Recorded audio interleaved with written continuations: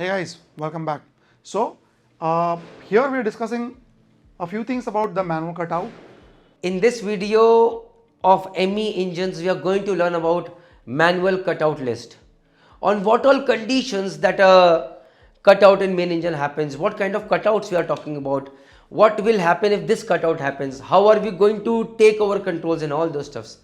Please watch this video and learn. So basically, as we discussed, the manual cutout are the alarms which have been reposed. So they'll not come back as an alarm now.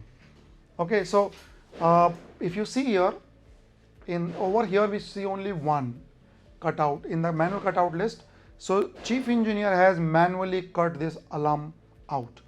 And how do you know that he has? Yes, because you see number 1 here, third item is listed as number 1, means only one item has been cut out. But if let's say he has cut out 7 different items, 1, 2, 3, 4, 5, 6, 7, then the number becomes 7 here.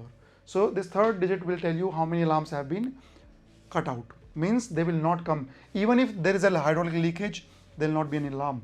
Even if this starter pump control has failed, there will not be an alarm.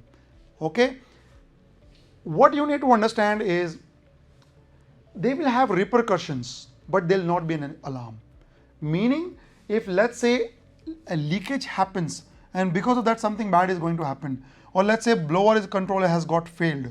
So because the blower control has got failed, it may have some repercussions. It will still have the repercussions. So, but the alarm will not come. That is what it means by the manual cutout list. All right. Okay. So let's move on to the next item. See you in the next video.